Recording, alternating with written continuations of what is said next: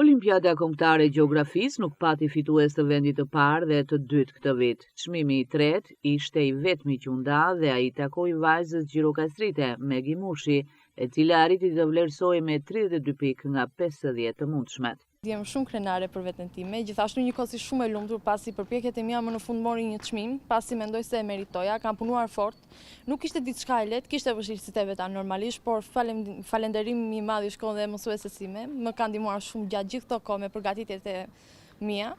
Dhe gjithashtu ndjem shumë e lumtur. Olimpiada gjithsej kishte 50 pikë dhe unë mora 32 pikë, të cilat i takonin çmimit të tretë, por njëkohësisht ishin pikët më të larta të arritura në këtë Olimpiadë.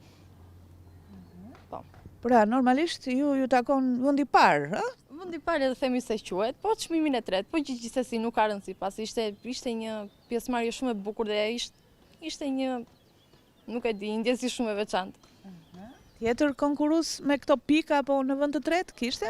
Ishte edhe një vajzë tjetër nga një shkollë në Tiranë, e cila kishte marrë 30 pikë, pra 2 pikë më pa nga unë, po që dhe ajo çmimin e tretë zuri.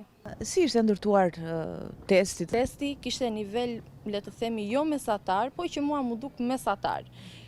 Gjithashtu kishte pyetje të cilat kemi marrë këtë vit, kishte pyetje nga viti i parë, të cilat i kemi trajtuar shumë herë, të cilat mua mu dukën nivel mesatar. Megi është në klasën e 11 dhe pas një viti do të bëjë edhe përzgjedhjen për studimet e larta. E siç ajo vetë shpreh, degët që preferon nuk kanë asnjë lidhje me gjeografinë. Planeti im anëtarme mund të bien pak në kontrast me këtë çfarë po bëj, pasi vërtet unë nuk kam një drejtim në të ardhmen për gjeografinë, por që gjeografia do të ngele gjithmonë pasioni im dhe që më pëlqen, por njëkohësisht shkollën e lartë duhet ta vazhdoj për inxhinieri ose arkitekturë. Megi është pjesëmarrëse e rregullt e olimpiadave, të cilat janë të rëndësishme për të testuar veten, siç shpreh ajo. Pas shumë pjesëmarrjeve arriti të marrë këtë çmim mes afro 100 gjimnazistëve të tjerë.